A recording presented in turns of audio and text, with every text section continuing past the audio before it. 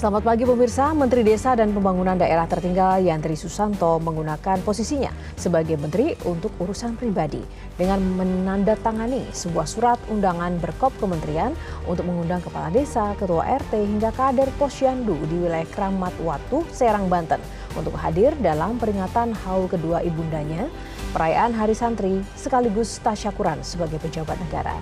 Padahal beberapa jam sebelumnya Presiden Prabowo sudah menekankan jabatan mesti didedikasikan untuk rakyat, bukan untuk kepentingan pribadi maupun kerabat. Wajar jika publik pun mulai skeptis. Inilah editorial Media Indonesia edisi Kamis 24 Oktober 2024 dengan tema Tendensi Pribadi Menteri Yandri. Bersama saya Yohana Margareta dan Anda juga bisa berpartisipasi berinteraksi melalui telepon interaktif di nomor 021 583 99100. Pagi ini telah hadir bersama saya anggota Dewan Redaksi Media Group Arief Suditomo. Mas Arief, selamat pagi Mas Arief. Pagi Yohana. Sehat, semangat ya pagi ini. Sehat, banyak semangat. sekali headline yang akan kita bahas di sini sebelum nanti kita masuk ke editorial, ya. Mas Arief, yang pertama dulu di halaman pertama Media Indonesia. Ini Media Indonesia mengangkat beberapa headline-nya. Salah satunya terkait dengan kabinet belum siap berlari kencang, ya. Mas Arief. Maksudnya apa ini, Mas? Kalau memang demikian, ya itu amat disayangkan. Tetapi kita harusnya optimis saja ya, karena kalau melihat kemarin atau hari-hari ini dukungan publik atau optimisme publik terhadap kabinet yang baru dibentuk atau apa yang akan diharapkan dari pemerintahan Presiden Prabowo itu amat sangat tinggi. Dan dengan tingginya optimisme tersebut, kita harusnya bisa menyadarkan agar tantangan konsolidasi ini bisa dilaksanakan sesegera mungkin. Kenapa? Karena hal-hal yang pada dasarnya menjadi fokus dari Presiden Prabowo itu bukan pembangunan infrastruktur, bukan pembangunan fisik, tapi pembangunan manusia Indonesia. Makanan bernutrisi atau bergizi buat orang-orang atau buat anak-anak. Lalu anak-anak itu harus pandai matematika misalnya ya. Itu kan mencerminkan bahwa yang ingin dibangun adalah sebuah fondasi di mana orangnya dulu bagus. Ya, bukan fisiknya, karena mungkin pembangunan infrastruktur itu bagi beliau adalah suatu hal yang mungkin amat sangat mudah dibangun. Tetapi membangun manusia Indonesia seutuhnya yang unggul, yang pintar, yang sehat, itu merupakan salah satu fondasi yang harus dimulai dari sekarang. Dan kalau misalnya kabinet itu belum bisa berjalan secara efektif, tidak bisa terkonsolidasi dengan cepat, itu amat disayangkan. Tetapi melihat optimisme publik amat sangat baik, kita harus dorong untuk jadikan itu sebagai momentum agar momentum yang baik ini dan tujuan yang mulia tersebut bergabung jadi satu dan kita bisa melihat kabinet bisa berjalan efektif sesegera mungkin. Iya, selain optimisme publik kita juga melihat optimisme Pak Prabowo yang luar biasa sejak pidato dilantik sampai dengan saat ini pun juga membuat kita yakin ya, walaupun pada akhirnya mungkin masih banyak PR, tapi Pak Prabowo dengan secara tegas menyatakan komitmennya itu luar biasa begitu. Dan ini juga sejalan dengan headline kedua, Menteri diinstruksikan copot pejabat tak cakap terkait dengan SDM. Jadi di awal-awal ini sudah diwarnai dengan isu-isu terkait dengan peningkatan SDM dan kualitasnya ya Mas Arief ya? Ya, jadi Yohana, kalau melihat apa yang diungkapkan oleh Presiden dalam rapat kabinet pertama kemarin, itu merupakan sebuah hal yang bagi kita agak ngeri-ngeri sedap ya. Pertama gini, Presiden itu dengan amat sangat berani menyatakan bahwa kualitas dari birokrasi kita itu bisa dibilang buruk, ribet lah, lambat lah, dan kalau misalnya bahkan beliau sempat menyatakan kalau bisa dibikin sulit kenapa harus dipermudah gitu ya. Itu merupakan sebuah hal yang selama ini tidak pernah kita akui secara gamblang, apalagi oleh Presiden Republik Indonesia. Nah, ini merupakan salah satu hal yang pada akhirnya merupakan sebuah ekspresi keberanian buat kita untuk mengakui. Karena kalau kita tidak akui terlebih dahulu bahwa birokrasi kita buruk, kita tidak akan pernah bisa menemukan jalan keluarnya. Atau bagaimana kita mengatasi ini semua. Karena kita tidak pernah mengakui bahwa birokrasi kita buruk. Nah itu yang pada akhirnya menjadi sebuah titik tolak dari kita untuk bagaimana kita bisa melahirkan sebuah birokrasi atau birokrat-birokrat yang melayani, yang tidak korup, yang pada akhirnya berorientasi kepada pelayanan publik yang lebih baik. Dan itu merupakan salah satu hal yang menurut saya harus kita apresiasi. Pahit memang, pengakuan tersebut, tapi keberanian untuk mengakui itu tersebut merupakan sebuah awal mula dari bagaimana kita memperbaiki kualitas birokrasi kita. Nah, kalau soal birokrasi itu bukannya sudah menjadi PR sejak lama ya Mas Arief ya? Karena kalau kita ingat kembali dulu pernyataan Pak Jokowi dengan kebijakannya melalui Menteri Dalam Negeri sempat menyatakan bahwa kalau justru kebalikan dengan Pak Prabowo, kalau Pak Jokowi dulu mengatakan bahwa kalau bisa dipermudah kenapa harus dipersulit? Ya, karena birokrasinya lambat, lama. Ya, saya pikir itu tone-nya sama ya. Karena yang diadres oleh Pak Prabowo adalah sisi buruknya yang harus diperbaiki. Jadi sementara Presiden Jokowi kan bilang kalau bisa dipermudah kenapa harus dipersulit, itu kan basically sebuah aksi yang harus dilakukan. Oke, nah itu tadi di halaman pertama, kita masuk ke halaman kedua Mas Arief. Ini juga ternyata masih seputar dengan kualitas SDM, tapi ini bidangnya terkait dengan hukum. Martabat hakim rontok sehari sebelum penangkapan 3 hakim PN Surabaya, Mahkamah Agung membatalkan vonis bebas terdakwa Ronald Tanur dan menjatuhkan hukuman 5 tahun penjara. Jadi ini terkait dengan 3 hakim yang vonis bebas Ronald Tanur, ternyata ada dugaan menerima suap. Ya.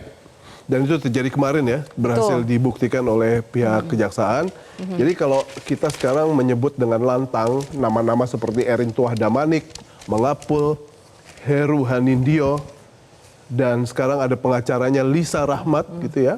Itu merupakan salah satu hal yang kita harus ungkap gitu ya, bahwa di awal-awal pemerintahan ini bagaimana kita melihat keadilan itu ditegakkan, itu ternyata bisa. Nah, jangan lupa waktu itu Ketua PN Surabaya pun juga mengapresiasi ketiga hakim, menyebut bahwa aksi mereka adalah sebuah aksi patriotik loh. Iya. Artinya ini sudah semasif itu ya. Dan ini merupakan sebuah koreksi bukan saja kepada hakim ketua ya, atau ketua pengadilan negeri, tetapi ini merupakan salah satu koreksi yang juga harus dirasakan oleh KY, karena KY dan Mahkamah Agung merupakan salah satu institusi yang seharusnya bergerak cepat kemarin. Tapi sekarang lokomotifnya, penggeraknya ada di kejaksaan.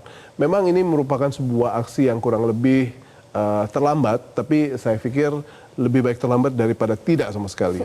Ya, benar sekali. Apalagi memperbaiki kualitas SDM ya di berbagai macam aspek ini harus terus terjadi dan dilakukan. Nah, kembali pada tema editorial kita kali ini juga masih seputar etika dan moral. Tendensi pribadi Menteri Yandri yang kemarin juga memanfaatkan kop surat kementerian. Kalau misalnya Mas Arief melihat ini seperti apa sih kesan pertama mendengar atau mungkin memantau kasus terkait dengan kop surat yang pertama memang itu dimunculkan di akun Instagram Pak Mahfud MD. Iya. Yohana, sebenarnya ya tanpa postingan Pak Mahfud MD, ini merupakan sebuah pencerminan dari problem yang kita hadapi dengan etika dan ketauladanan khususnya di birokrasi ya. Karena apa? Ini sekaligus merupakan peringatan bagi mereka-mereka yang sama sekali belum paham atau tidak memiliki sensitivitas yang cukup buat hal-hal yang terkait sama etika dan tauladan birokrasi. Sehingga di awal-awal pemerintahan ini dimulai, ya sebenarnya ada baik dan ada buruknya. Buruknya adalah ini sangat-sangat mengganggu take off yang sedang dikumpulkan kekuatannya oleh Presiden Prabowo. Sangat-sangat mengganggu. Apa yang dilakukan oleh Menteri Desa dan Daerah Tertinggal Yandri Susanto dari Partai Amanat Nasional ini amat sangat mengganggu dari citra dari kabinet yang baru dibentuk. Dan tapi sisi baiknya adalah ini terjadi di awal-awal ya. Jadi ini sekaligus bisa dijadikan sebagai sebuah pengingat buat seluruh pejabat yang baru saja dilantik untuk berhati-hati. Dan bagusnya juga ini langsung secara internal Seskap sudah langsung memperingati mereka semua agar tidak lagi melakukan hal-hal seperti ini karena itu akan membuat gaduh dan itu tidak produktif ya buat bagaimana derap langkah kabinet ke depan. Jadi saya pikir buat orang-orang yang masih belum memiliki pemahaman dan sensitivitas yang cukup khususnya buat etika dan tauladan birokrasi ini, hati-hati, karena birokrat-birokrat yang ada di sekeliling mereka adalah birokrat-birokrat yang mungkin akan membungkuk paling dalam kepada mereka, dan bagi mereka yang gila hormat, mereka pasti akan senang-senang saja. ya. Tetapi birokrat-birokrat tersebut kemungkinan juga akan menjadi pihak yang akan menjerumuskan mereka ke lembah nista yang juga paling dalam. Jadi itu merupakan salah satu hal yang mereka juga harus ingat. Iya, oleh karena itu tadi saya juga ingin tanyakan soal itu, apakah ini memang murni dari Menteri Yandri sendiri karena beliau yang kemudian menandatangani, atau mungkin apakah orang-orang di sekitarnya tidak mengingatkan atau mungkin abai begitu saja. Nah, yang disampaikan Mas Arief tadi memang mungkin banyak yang seperti itu ya, fenomena di lapangan ya. Jadi ini sebuah kombinasi dari beberapa elemen ya. Kalau misalnya kita memiliki seorang pejabat yang pemalas untuk membaca apa yang pada akhirnya menjadi konsekuensi dari apa yang dia tanda tangani, ditambah lagi dengan birokrasi atau birokrat yang pada dasarnya penjilat gitu ya, yang juga tidak pernah memikirkan apa yang akan menjadi dampak dari dokumen tersebut gitu ya. Ini merupakan salah satu hal yang ketemu gitu ya, dan kalau itu merupakan sebuah hal yang ketemu di berbagai macam event yang lain atau berbagai macam konteks yang lain, departemen kementerian yang lain, kita akan mendapatkan sebuah situasi di mana kabinet ini nggak akan kerja. Karena netizen Indonesia pasti akan meneropong mereka, menaruh mereka di bawah mikroskop mereka untuk mereka telanjangi apa yang pada akhirnya dilakukan secara tidak etis tersebut. Ya, kalau demikian berarti saya bisa menyimpulkan sebenarnya ini lebih positif sih Mas, karena ada peringatan di awal. Ya, kita harus lihat bahwa ini merupakan sebuah reminder buat mereka yang belum paham tentang birokrasi di Indonesia. Ya baik, sebelum kita ulas lebih dalam lagi Mas Arief, kita akan saksikan dulu informasi yang satu ini.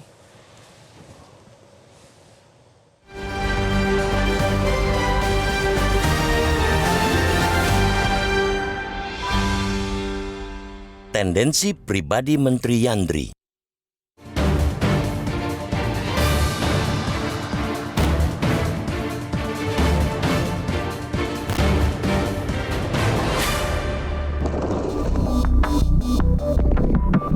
Baru sehari menjadi menteri, langsung menimbulkan kontroversi. Itulah yang terjadi ketika Menteri Desa dan Pembangunan Daerah tertinggal, Yandri Susanto, menggunakan posisinya sebagai menteri untuk urusan pribadi. Menteri Yandri menandatangani sebuah surat undangan berkop kementerian resmi, padahal isinya terkait dengan urusan kerabat.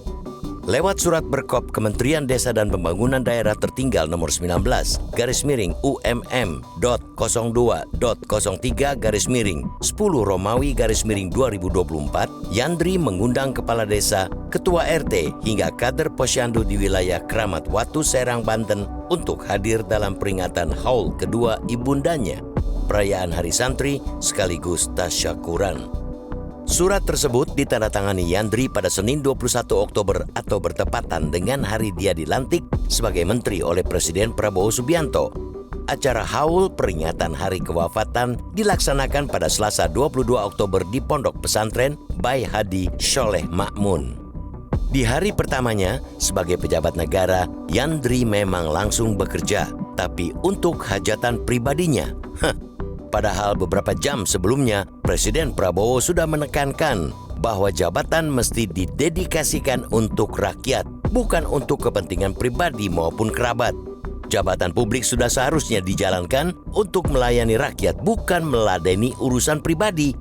Terlebih karena seorang menteri dilantik dengan mengucapkan sumpah jabatan dan bekerja untuk kepentingan masyarakat, bangsa, dan negara. Bukan sebaliknya, untuk kepentingan atau urusan pribadi yang mengatasnamakan keluarga. Wajar bila publik ada yang skeptis tipe pejabat seperti ini bakal selalu menomorsatukan kepentingan rakyat ketimbang urusan pribadi, kolega, atau saudara. Urusan rakyat amat penting, bakal kerap dinomorsekiankan. Begitu dilantik, setiap pejabat mestinya sudah tahu bahwa mereka ialah pelayan rakyat. Para menteri harus menyadari untuk segera selesai dengan dirinya sendiri. Maka Menteri Yandri mesti mengubah langkah awal yang buruk ini menjadi pelajaran paling berharga. Ia mesti mau segera mengubah diri, sebab bila tidak, model pejabat seperti ini justru bakal menjadi beban pemerintahan Prabowo Subianto. Kali ini kop surat, besok entah apa lagi yang bisa dipakai untuk kepentingan pribadi. Penggunaan kop surat oleh Yandri bukan sekadar hal sepele, bukan sekadar persoalan tertib administrasi, melainkan sebuah simbolisme kekuasaan yang disalahgunakan.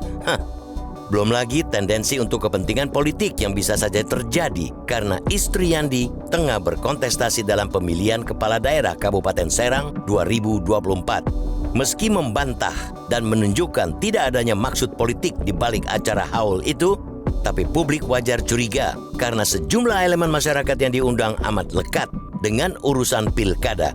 Setidak-tidaknya, sebagian mereka ialah unsur aparat negara yang potensial dipakai untuk kepentingan politik. Apa yang dilakukan Yandri bisa menjadi nilas titik yang merusak wajah pemerintahan baru yang dinakodai Prabowo Gibran. Mestinya, semua jajaran pemerintahan Prabowo Subianto taat dan melaksanakan apa yang menjadi komitmen Presiden yang hendak mempersembahkan pengabdian yang total kepada rakyat. Seorang pejabat negara, apalagi level menteri, semestinya tidak lagi mengedepankan kepentingan pribadinya. Menteri itu bukan pejabat amatiran yang seenaknya menggunakan simbol kenegaraan di luar kepentingan publik. Seorang menteri harus paham norma dan etika. Jangan sampai untuk membedakan kepentingan pribadi dan negara saja tidak bisa. Dalam kehidupan bernegara, apalagi keteladanan seorang pejabat menjadi penting. Dalam kasus Yandri inilah, komitmen Prabowo diuji. Presiden mesti segera memastikan bahwa jajaran kabinetnya tidak ada lagi yang mengulang langkah serupa. Hanya dengan seperti itu, laju kerja kabinet merah putih bisa dijaga dan tidak diganggu hal-hal kontroversial yang memicu kegaduhan tidak perlu.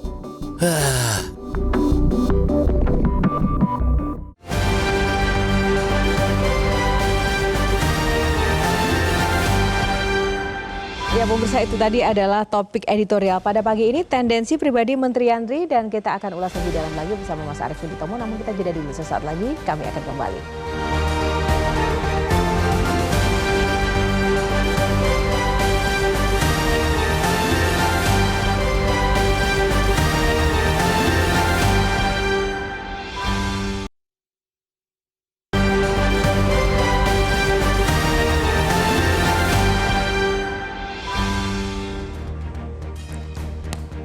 Ya, kembali di Editorial Media Indonesia, masih bersama anggota Dewan Redaksi Media Group, Mas Arief Suditomo. Mas Arief, kita lanjutkan kembali bahwa apa yang terjadi dengan Menteri Yandri yang mendapat catatan di awal pemerintahnya sebagai menteri ini, sebenarnya tadi Mas Arief menyatakan ada aspek juga masalah sistem birokrasi yang buruk juga, yang kemudian ini tidak mendukung menjadi support system. Presiden Prabowo. Ya. Lalu seperti apa ini, Mas? Ini tentu saja ini menjadi catatan pembuka yang meredupkan semangat Pak Prabowo sebenarnya. Apa yang harus dilakukan dengan hal-hal seperti ini?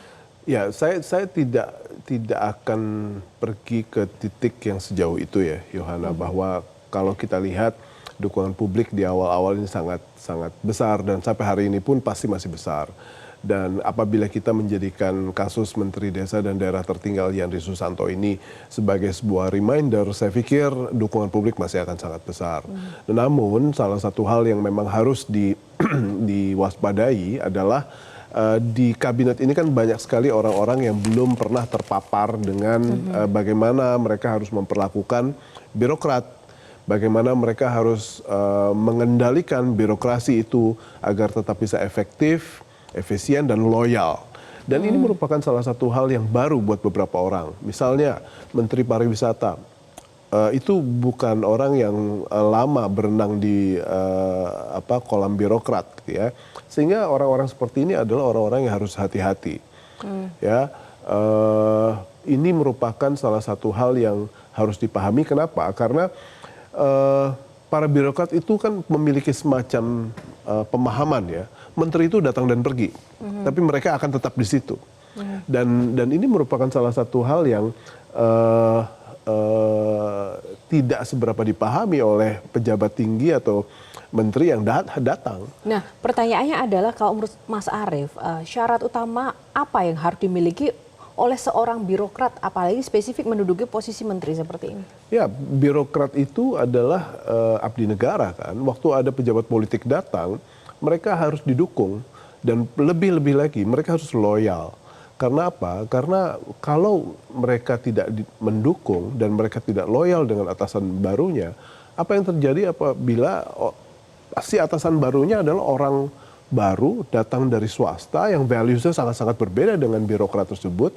Lalu dengan itikat yang baik, misalnya ya, ini merupakan salah satu hal yang sering sekali terjadi. Misalnya mereka sudah sangat percaya, langsung tanda tangan. Tanpa dibaca lebih terdahulu, tanpa direnungi apa dampaknya, langsung tanda tangan. Ini merupakan salah satu hal yang pada akhirnya akan menjadi sebuah kasus yang berulang. Sehingga kalau saya jadi Menteri Desa dan Daerah Tertinggal, saya akan pandangi lama-lama itu yang namanya sekjen dari kementerian. Saya lihat apakah orang ini akan loyal kepada saya, apakah orang ini adalah jenis-jenis birokrat yang setia dan bisa membantu menterinya untuk mengendalikan birokrasi yang ada di kementerian tersebut secara efisien. Saya akan pandangi lama-lama dia untuk meyakinkan. Kalau tidak, saya pikir apa yang terjadi pada dokumen yang ditandatangani pada tanggal 21 kemarin, ini merupakan salah satu testamen bahwa ini merupakan bahaya yang di awal-awal yang sudah bisa diidentifikasi. Jadi saya pikir ini merupakan salah satu titik di mana bagusnya terjadi di depan. Ya. Dan semua orang harus jadikan ini sebagai sebuah peringatan. Ya, dan mungkin ini juga menjadi salah satu modal yang nanti kan kita tahu ya, Pak Prabowo mengumpulkan para menterinya di Lembah Tidar untuk kemudian dibina dan di briefing. Semoga ini menjadi salah satu bahan untuk kemudian juga menjadi perhatian bersama oleh para anggota menteri itu. Nah, kalau tadi masalah birokratnya syaratnya harus loyal dan dedikasi tinggi. Kalau dari pemimpinnya sendiri, pemimpin birokrat itu harusnya seperti apa sih Mas? Karena ini penting sekali ke depan kesuksesan dari sebuah negara itu kan juga dari pion-pionnya presiden ini yang menentukan nanti. Ya. Ini kan sebuah pemerintahan yang harus gerak cepat karena targetnya sangat-sangat tinggi. Misalnya kita memiliki sebuah target pencapaian antara 5-8% untuk pertumbuhan. Kita ingin ada swasembada pangan dalam 3-4 tahun. Dan apabila itu tidak dirintis dengan berbagai macam tahapan yang sudah sangat konstruktif dari hari ini, saya pikir ini tidak akan bisa terjadi. Sehingga saya yakin apabila mereka memiliki pengetahuan hal-hal yang terkait sama manajemen skill gitu ya, ini merupakan salah satu hal yang memang harus disandingkan ya dengan karakteristik birokrat kita. Karena kalau presiden sudah dengan berani bilang bahwa kita memang punya masalah dengan birokrasi kita, ya ini menjadi sebuah kewajiban dari pemimpin teratasnya untuk membawa mereka ke atas, menjadi lebih baik, menjadi lebih jujur, menjadi lebih punya orientasi memberikan servis kepada publik. Dan itu merupakan hal yang lebih berat kewajibannya ada di menterinya, di pemimpinnya ya. Karena birokrat kalau tidak memiliki lokomotif yang cukup kuat untuk membawa mereka ke titik yang lebih baik, mereka akan seperti itu terus. Nah, jadi memang kewajibannya ada di menterinya lebih punya integritas, lebih punya kelas, ya, lebih punya berbagai macam hal, khususnya etika yang kukuh, memberikan tauladan yang baik, dan itu merupakan salah satu hal yang kita nantikan. Iya, bicara soal lokomotif di kementerian kan menterinya dan para menteri lokomotifnya Pak Prabowo. Dengan melihat start atau mungkin langkah Pak Prabowo di awal untuk kemudian membawa gerbong Kabinet Merah Putihnya ini, baik dari sisi pembekalan dan juga pembinaan, itu menurut Anda gimana Mas Arief? Kita bisa sangat optimis tidak sih bahwa Pak Prabowo ini akan benar-benar bisa menjadi lokomotif yang handal untuk menggawangi para menteri-menterinya? Kalau kita akan pergi dengan harapan publik yang memang selama ini memang sudah sangat baik ya. Kan kalau kita lihat berapa persentase survei yang pada dasarnya memberikan dukungan kepada atau mengekspresikan optimisme kepada pemerintahan ini juga sangat baik. Dan saya dalam situasi ini melihat bahwa kita harus ikut gelombangnya gitu ya. Kenapa? Karena begitu ada pemimpin baru, mereka lah yang akan memimpin kita dan kita akan menjadi bagian dari pihak yang dipimpin, dan kita harus memberikan partisipasi yang baik dalam proses membawa negara ini atau secara bersama-sama mencapai titik yang kita ingin tiba bersama gitu ya. Jadi momentumnya, gelombangnya ini jangan sampai diberatkan Dan kalau pemberatnya itu ada di internal, saya pikir ini merupakan salah satu hal yang harus segera kita address. Dan ini merupakan momentum yang sangat baik untuk pada akhirnya menghilangkan pemberat-pemberat tersebut. Nah, kalau kemarin saya juga pantau di media sosial, yang biasanya kalau ada sebuah isu, yang paling menarik adalah komentar netizen ya Mas Arif ya. Komentar netizen. Tapi ada hal yang menarik yang saya amati adalah memang vibe-nya itu memang lebih positif. Artinya ketika ada kasus Pak Yandri ini, netizen tuh justru lebih kesal, wah ini jangan sampai ini nanti seperti Mas Arif bilang mengganggu nanti kerjanya Pak Prabowo. Jadi ada kesadaran masyarakat bahwa ini mengawal siapapun yang akan kemudian merusak atau menghambat jalannya pemerintahan ini. Karena Yohana, kita itu menjadi optimis salah satunya dengan salah satu tonggak di saat Presiden membacakan pidato pelantikan.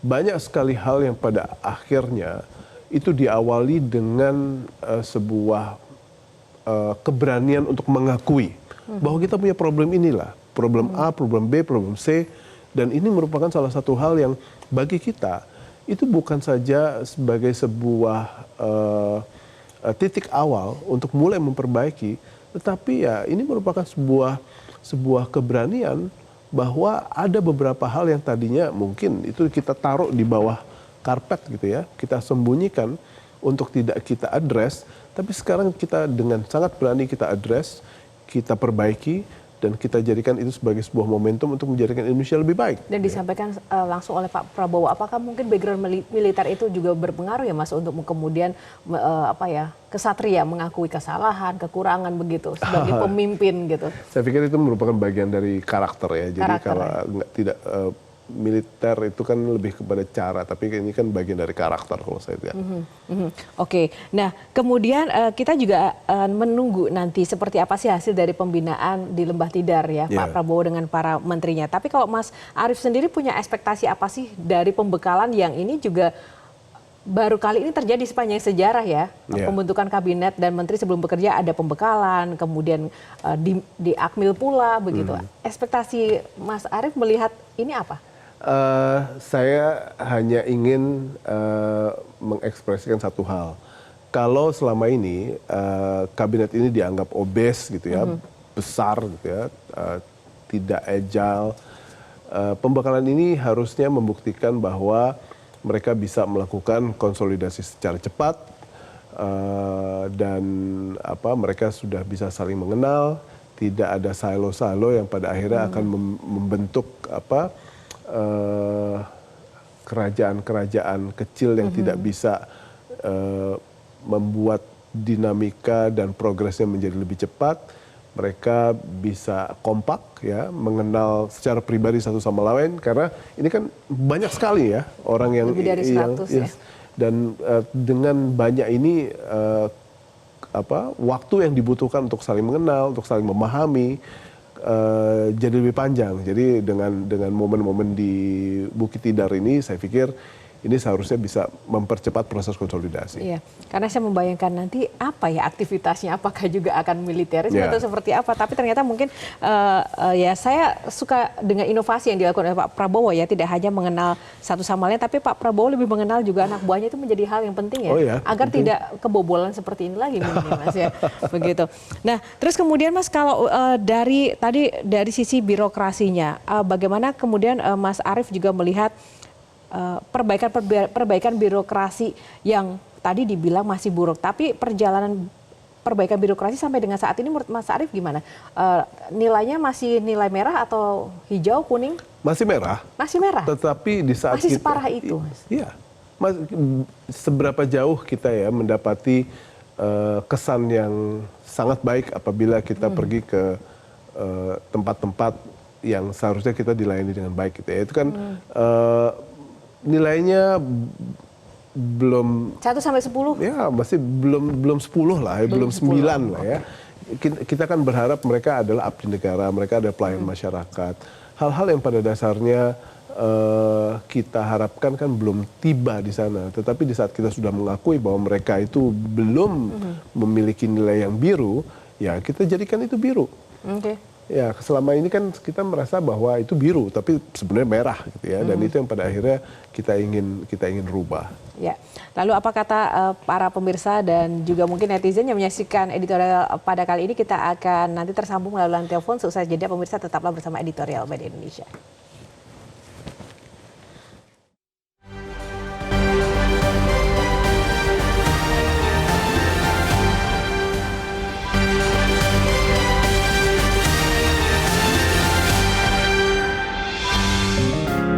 Media Indonesia mengajak Anda untuk mengakses fitur premium e-paper. Dengan sajian konten berbasis intelektual dan meneguhkan kebangsaan, Media Indonesia tampil dengan lebih dinamis melalui e-paper Media Indonesia yang dapat Anda akses kapan saja, di mana saja. Caranya mudah, download aplikasi Media Indonesia di Android atau ketik link e-paper.mediaindonesia.com atau bisa scan QR code pada layar kaca Anda. Klik tab e-paper di bagian samping layar tablet Anda. Daftarkan data diri, serta pilih paket berlangganan e-paper Media Indonesia sesuai dengan kebutuhan Anda. Nikmati juga bonus spesial tambahan 4 halaman rubrik fokus setiap hari. Semua bisa Anda dapatkan hanya di e-paper Media Indonesia. Untuk informasi lebih lanjut, hubungi customer service di nomor 0811 1201 2018 atau kunjungi media sosial @mediaindonesia. Media Indonesia, referensi bangsa. Ya, kembali di editorial Media Indonesia, pemirsa, kita akan langsung tersambung dengan para penelpon yang sudah antri di line telepon kami. Kita akan sapa Bu Indra yang pertama dari Cirebon, Jawa Barat. Bu Indra, selamat pagi. Selamat pagi Mbak Yohana Margareta dan Bung Arif Suditomo. Assalamualaikum warahmatullahi wabarakatuh, Metro TV. Waalaikumsalam. Ibu Indra, silakan. Apa komentar Anda terkait dengan Pak Menteri kita, Pak Yandri ini? Ya, ini yang selalu terjadi Mbak Yohana. Jadi para pejabat itu seperti tadi uraian Bung Arif itu, meskipun profesional di bidangnya, mereka masih buta mengenai apa-apa yang harus dilakukan sebagai pimpinan negara, pimpinan lembaga dan kedinasan ataupun daerah. Mereka biasa terjebak dalam yang biasa kita dengar membenarkan kebiasaan, bukannya membiasakan yang benar. Jadi kalau ada sesuatu yang mereka gamang untuk melakukan, itu bukannya mencari mana ini yang sebenarnya harus dilakukan, tapi mendengar juga bisik-bisik dari orang-orang lama yang tadi dikatakan juga oleh Bung Aris, mungkin saja menjerumuskan. Nah, mereka bisa, udahlah, lakukan. Biasanya juga gitu kok. Nah, ini yang menjebak ini sampai dengan keadaan korupsi itu. Nah, juga orang yang ingin berbuat baik, mungkin dia ingin berbuat baik, tapi jangan ingin menunjukkan kebaikan. Jadi kalau ingin berbuat baik sajalah. Mungkin baik, takut dianggap tidak melupakan dia. Terima kasih. Terima kasih Ibu Indra dari Cirebon, Jawa Barat. Dan langsung saja kita ke Pak Bion dari Mataram, NTB. Pak Bion, selamat pagi.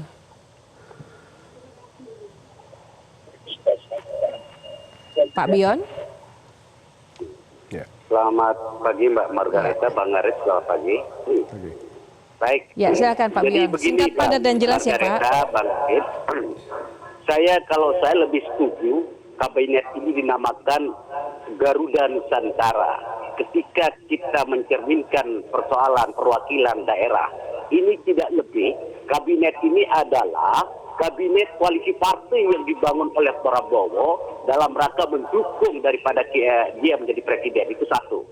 Lalu yang kedua, kita bicara kapabilitas, akseptabilitas, dan kualitas profesional menteri.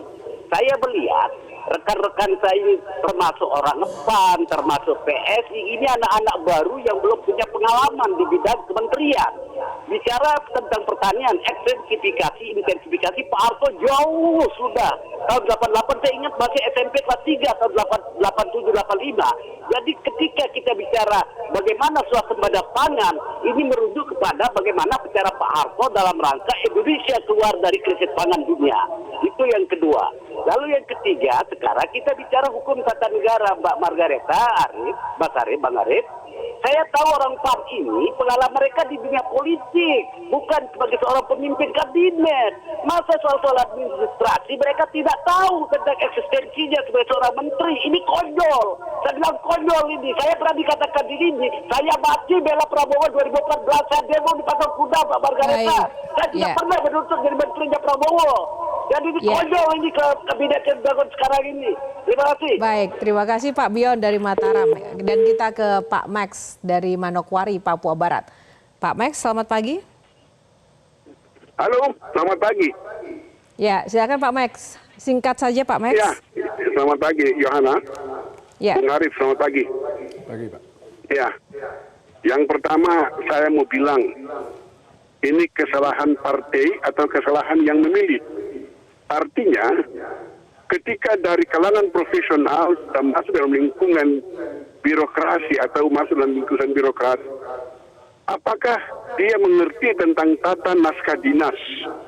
Karena kita berjalan dalam pengelolaan administrasi, itu ada disebut dengan tata naskah dinas, di mana pada saat mana kita menggunakan kapasitas dinas, pada saat mana kita menggunakan kapasitas pribadi. Ini yang perlu dilihat. Dan saya mudah-mudahan saja dengan kebijakan Pak Presiden Pak Prabowo Subianto yang akan membawa ini para menteri untuk dididik di pusat pendidikan di TNI di Magelang, itu bisa merubah mereka. Pak Prabowo mungkin dengar, bawalah pakar-pakar administrasi negara itu untuk kemudian mendidik para menteri yang rata-rata dari kalangan bukan dari birokrat yang belum memahami tentang birokrasi, belum memahami etika dalam surat menyurat, untuk mereka dididik agar ke depan jangan lagi melakukan hal keliru seperti yang dilakukan oleh saudara Menteri Yandri. Ingat, 100 hari kerja Pak Prabowo apabila tidak merubah 100 hari kerja selesai, reshuffle kabinet, sehingga betul-betul kabinet merah putih ini berwibawa. Baik Pak Max, Ya, terima karena kasih. Pak Prabowo dengan semangat yang berapi-api dalam pidato itu mau melihat keberpihakan sepenuhnya kepada rakyat, tetapi di sisi lain sudah ada menteri yang sudah melakukan kebijakan keberpihakan pribadi. Ini masalah. Ya, nanti kita akan lihat ya seperti apa nanti evaluasi 100 harinya. Terima kasih Pak Max dari Manokwari, Papua Barat. Selanjutnya kita ke Pak Ramadan dari Merangin, Jambi. Silakan Pak Ramadan, selamat pagi. Selamat pagi, Assalamualaikum warahmatullahi wabarakatuh. Mbak Yohana, Pak Arif. Saya berbeda dari 3 penelepon tadi. Menurut saya, Pak Yandri ini adalah senior depan. Saya tahu dari dulu. Tetapi ini sebuah, kalau menurut bahasa saya, coba-coba. Tidak tahu, tidak mungkin. Tidak mengerti, tidak mungkin. Tidak paham, tidak mungkin. Orang yang paling bawah saja tahu itu salah. Tetapi Pak Yandri ini sengaja membuat sesuatu kesalahan. Apakah Pak Prabowo ini sanggup atau tidak memberhentikan dia? Karena partainya besar, dia punya pengaruh besar. Menurut saya ini terindikasi karena keteladanan selama ini tidak muncul. Sehingga seorang pejabat negara melanggar aturan yang sangat kecil itu semena-mena dilakukan. Maka kalau merah putih ini mau berkibar di Indonesia ini, menurut saya segera saja ambil tindakan, berhentikan Yandri yang sudah menggunakan jabatan baru 1 hari untuk kepentingan pribadi. Terima kasih Metro, selalu berjuang untuk rakyat. Assalamualaikum warahmatullahi wabarakatuh. Waalaikumsalam. Terima kasih Pak Ramadan dari Merangin, Jambi, dan sebelumnya juga ada Pak Max, Pak Bion, dan Ibu Indra. Dan sebelum kita ulas bersama Mas Arief Suditomo, kita jeda dulu pemirsa, sesaat lagi kami akan kembali.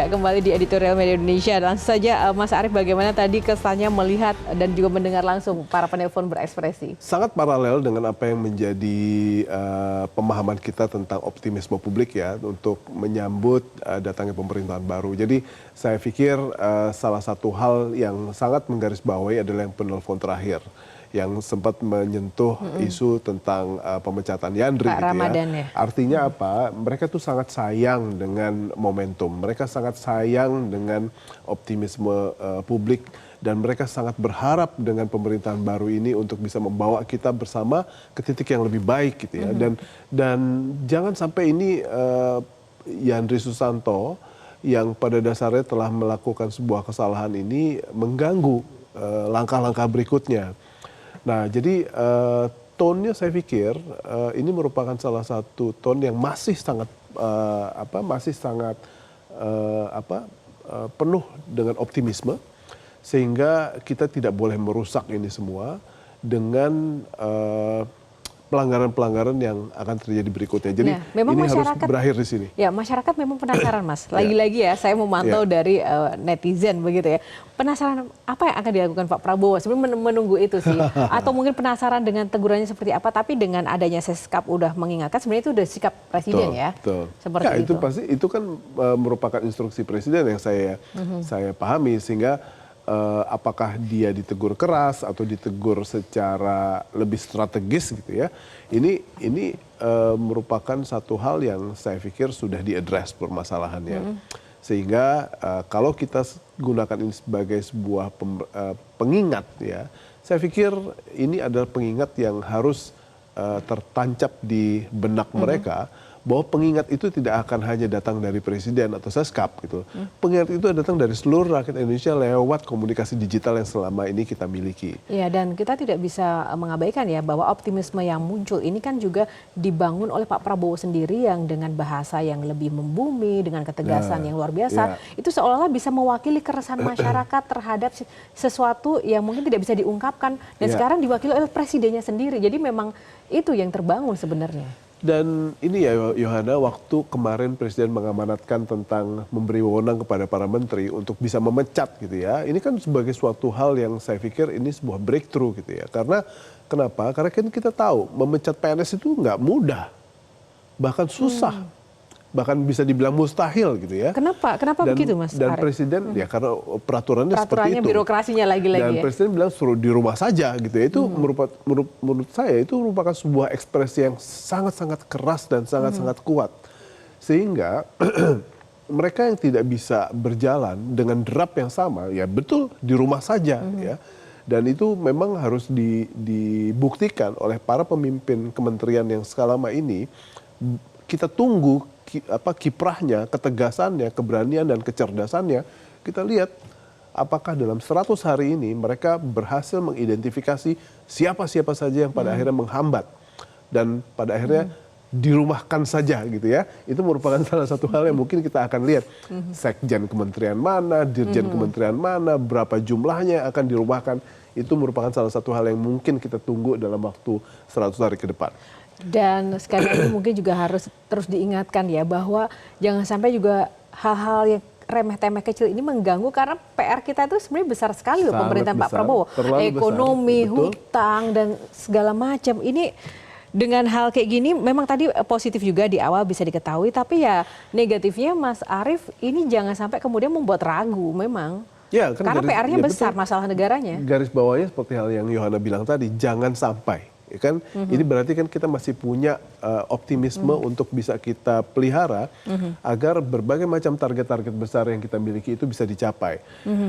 Oleh siapa lagi kalau bukan oleh kita semua, dan di dalamnya ada siapa? Ada birokrat ya. Jadi kalau misalnya sekarang kita masih takut kepada mereka, kita masih belum memberikan keberanian atau bagaimana leadership para menteri ini untuk bisa membawa birokrat itu menjadi birokrat yang lebih bisa punya orientasi melayani, saya pikir ini akan membawa kita pada situasi yang untuk mencapai suatu target itu akan sangat lambat jalannya karena peran birokrat di sini amat sangat penting. Kalau bicara leadership harusnya memang seperti yang diungkapkan di catatan editorial, memang kalau sudah sampai di level menteri semuanya sudah selesai ya, selesai dengan diri sendiri, selesai dengan etika dan segala macam. Seperti yang disampaikan oleh para penelpon tadi, nggak mungkin ini tidak disadari, tidak mungkin tidak diketahui begitu.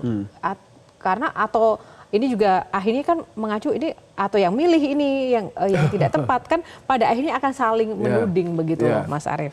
Ya, itu yang pada akhirnya kita ingin hindari ya, karena kita kan ingin melihat bahwa gelombang positif yang amat sangat kuat ini dimanfaatkan untuk akselerasi. Karena masih banyak PR yang pada dasarnya harus kita tuntaskan.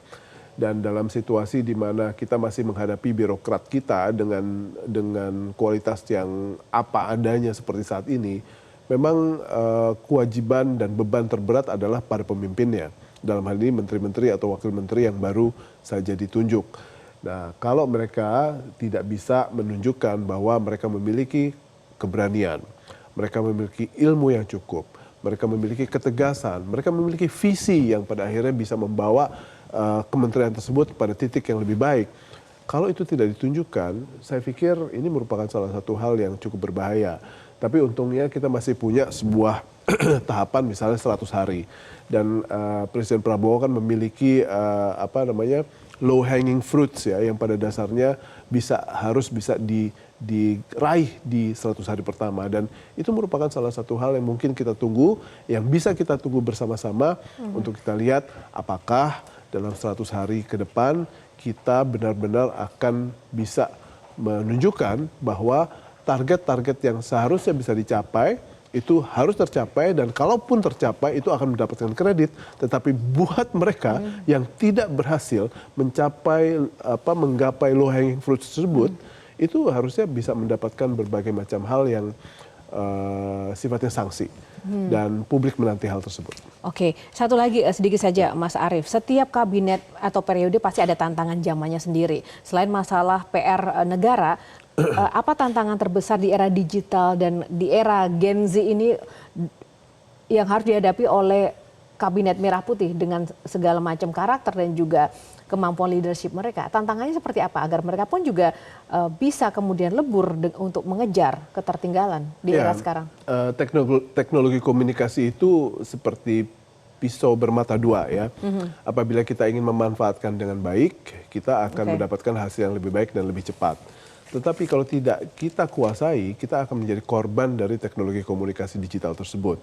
Misalnya kita tidak bisa menguasai bagaimana kita mengamankan pusat data nasional, kita tidak bisa menguasai infiltrasi asing yang selama ini masuk ke dalam bagaimana perilaku masyarakat atau perilaku market kita untuk memilih informasi. Itu merupakan salah satu hal yang pada akhirnya kita harus lihat. Dan itu tidak terlepas dari bagaimana juga pemerintah kita harus siap dengan situasi di mana teknologi komunikasi digital kita sudah sangat-sangat maju. Dan itu sudah sangat-sangat bisa dinikmati oleh berbagai macam pihak yang ada di masyarakat. Contohnya misalnya sekarang bagaimana netizen mengoreksi berbagai macam kebijakan, itu kan merupakan salah satu hal yang harus direfleksikan oleh mereka. Dan apabila mereka sekarang siap menghadapi hal tersebut, saya pikir akselerasi bisa terjadi dengan teknologi komunikasi digital yang kita sama-sama pahami. Dan kesiapan untuk memahami segala hal yang terkait dengan birokrasi dan teknisnya itu ya, karena di era teknologi ini semuanya mudah tersebar dan jejak digitalnya juga ada. Jadi itu yang harus berhati-hati. Mungkin itu tantangan terbesarnya di situ ya, Mas Arief. Baik, terima kasih Mas Arief. Dan pemirsa, satu lagi, seorang menteri seharusnya memang tidak lagi mengedepankan kepentingan pribadi. Ia harus paham norma dan etika karena keteladanan seorang pejabat sangatlah penting. Kasus Menteri Yandri menguji komitmen Presiden Prabowo. Presiden mesti segera memastikan jajaran kabinetnya tidak ada lagi yang mengulangi hal serupa agar tidak memicu kegaduhan yang tidak perlu. Demikianlah editorial pada hari ini. Semoga menginspirasi dan bermanfaat untuk Anda. Saya Yohana Margareta undur diri. Selamat pagi, sampai jumpa.